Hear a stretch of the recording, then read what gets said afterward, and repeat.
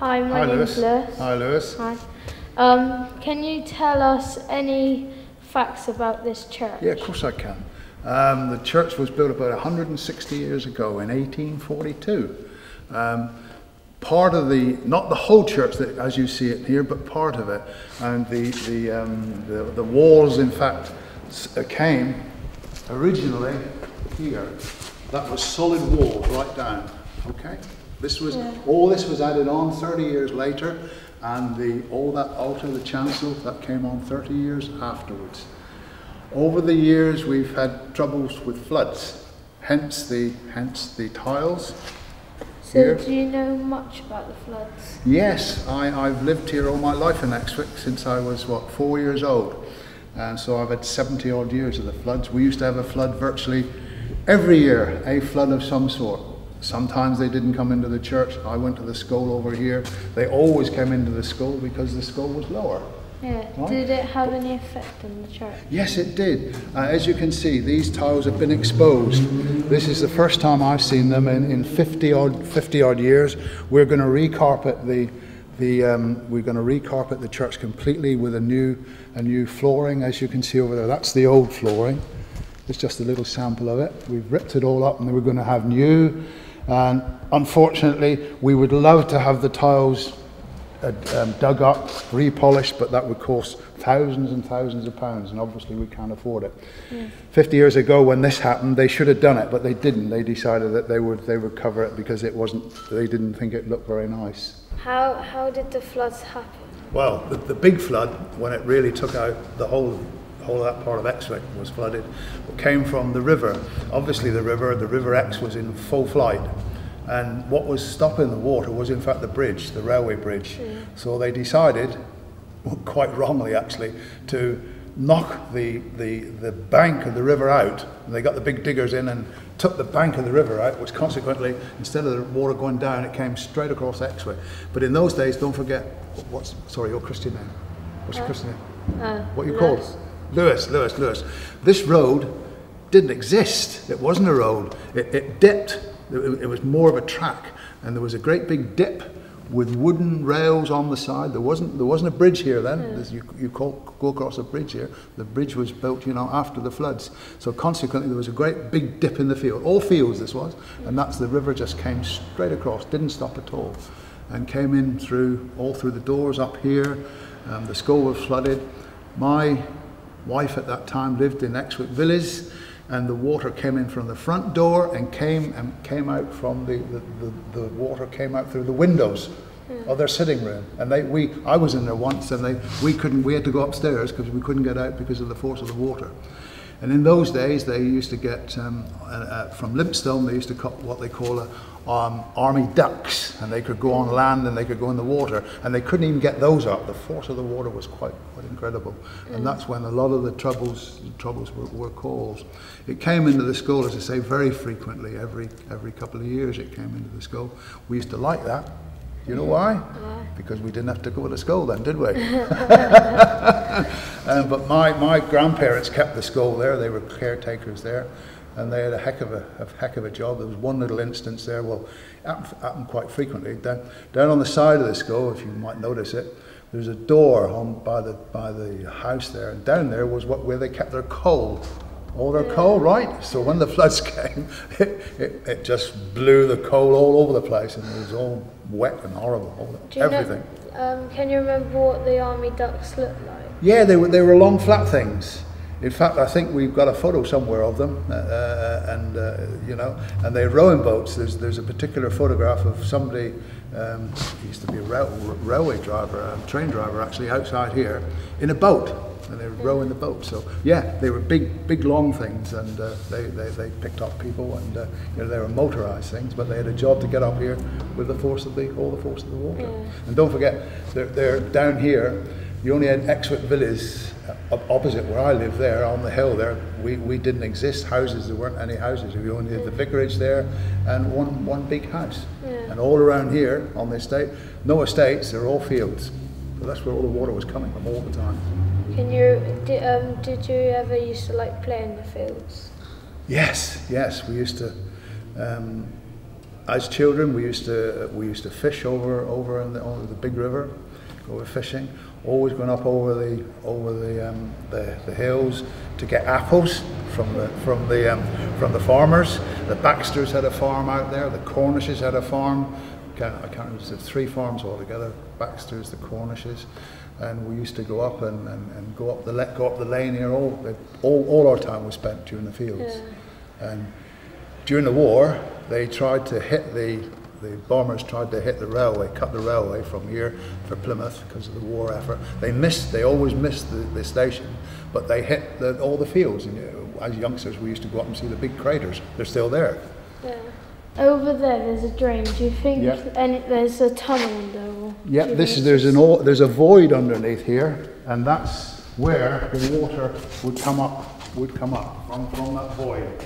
It would probably have a job to get in from outside, but outside, I mean, the rushing water, but it would always come up from the void underneath, because it's all, the foundations of these churches aren't very big.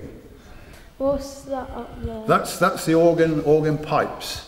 The organ console is down in the depths of the little pit there. That's where the organist sits. Originally, the organ pipes were up where the panelling is.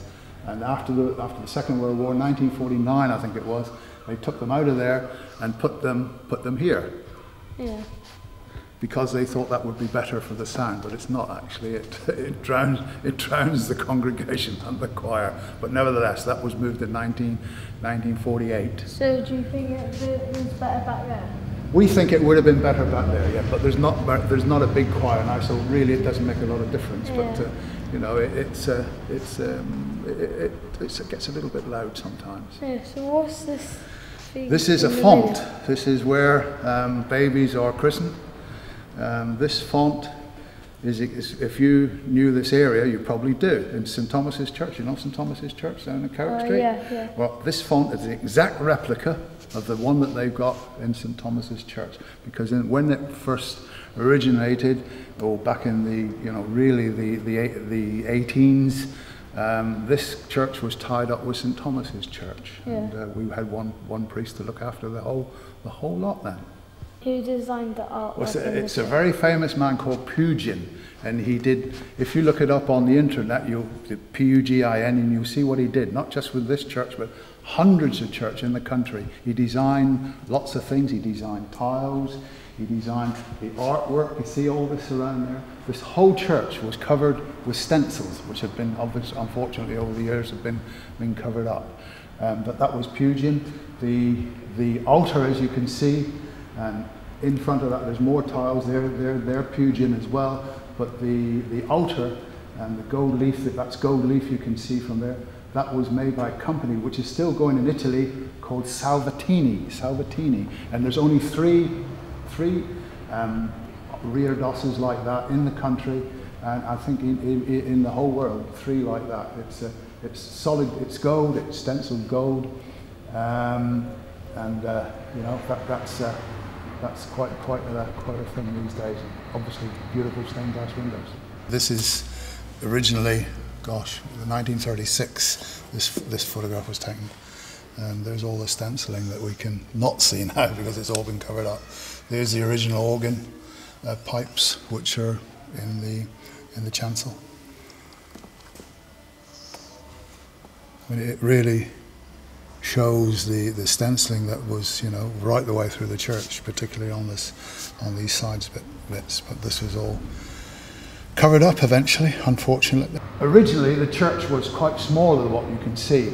I mean, there's these marble pillars. You see, they'd been added before. Before there was a solid wall along there, and that was quite solid. This didn't exist. These windows here and all these pews, they didn't exist. Of course, in the old days, you didn't have pews. You didn't have any pews at all in a church. Nothing. You just came in and they probably had a few chairs or something or other, but you certainly didn't have pews when this church was built. To say that was built 32 years after the main church. So what are those pictures to do with? Well, they're quite recent actually. The pictures, yeah. The N one, I've got the original one of that one. It's a very old picture of one of our priests that was retiring here. I think he was called Williams, and they did a big do for him outside here, which was in the grounds of the vicarage at that particular time. But the actual old photograph, you couldn't see who it was, but it's been done professionally, and you can see now the vicar there and all the people all around it on his moving on to another parish, I presume, in those days. Many years ago, these panels, they got the estimates, not in my time, but you know, a fair while back, and it would have cost hundreds and hundreds of pounds to get all these cleaned up. There's gold leaf and goodness knows what, and the same with over the altar. Nowadays, we've had to think about this, and it would probably cost about £250,000 to do that. And when you think that the original price of this church, which was built in 12 months, they built it in 12 months, how much do you think the cost of this church was then? 1842. £100? £1,400. £1,400 they built this church. And obviously lots of things have been added. The windows, or the stained glass windows, they're unique with the Pugian. They taper right up high, whereas a lot of the church, they're squared off. All these you see, they've got points on them, and they taper up to the top. And we've had lots of obviously different vicars in this church. I was married in this church. My mother and father were married in this church. My grandfather and grandmother were married in this church. My two sons, no, I'm wrong. One of them was married in this church, but my two boys were christened. In this church. So I've got a long history with this particular building. And I have one more question. Yes, not too difficult. How do you think the uses of this church has changed over the years? It's changed completely. 20 years ago, 30 years ago, we had 13 children in there for the choir, and lots of men, but mainly children. It's become, dare I say it, but older people come to church these days, not so many young people. Next door we've got a community church where the young people do come, but we've got a new vicar now. He's only been here 2 years, Jerry Bird he's called, and we've got our normal service for the old ones like me at 9:30, which we call Holy Communion, and at 11:15 we got the youngsters in from the next door, from the community church, and he does a completely different service with them. You see the drums over there, and he does a musical service with them, and everything is done on the computer. And up there you can see there will be a screen there. That screen comes down, and you don't have any books, no books at all, and everything is done on a PowerPoint computer. So he taps a button and all it comes. When we do christenings, we don't necessarily use this one. We use just a bowl of water. In here, there's a glass bowl, and we fill that up with water, and we put it down on the front. And the Reverend Bird, he doesn't wait until baptize one person. He usually gets about 4 or 5 babies, and then this church is absolutely full. And I come and sit down sometimes and think, gosh, I wish this was every day, that we could have a church as full as this one. And all the various people come from the estates with their babies, and they're christened, and they have a jolly good time in here. But it's all done on a computer. Can you remember any games that you used to play? Yeah, we can, because the field out here, there was no playing things in the field, did you? We used to play cricket there, always cricket, with the older boys. Usually it would just be a bit dangerous actually, because we used to use a hard ball, and there's a path out there that's been covered up with grass. It's still there, but if you go out later you see it. It goes straight across the corner, and there we played cricket. And of course the outside here, was all fields. We used to do fishing and all that sort of thing. There were gangs of us then, but we used to be good gangs then. With kids, all ages. And when we were growing up, we used to play cricket in the fields right down the bottom there. And one of the floods that came, we had a pavilion down there, a wooden pavilion, which was our pride and joy. And the floods came along, they picked it up. and it took it right along the river. And there's where the railway goes across, there's a little tiny hole, and all our gear and our pavilion went through that hole, and we found the cricket bag down at Starcross. They returned it to us from Starcross, all intact.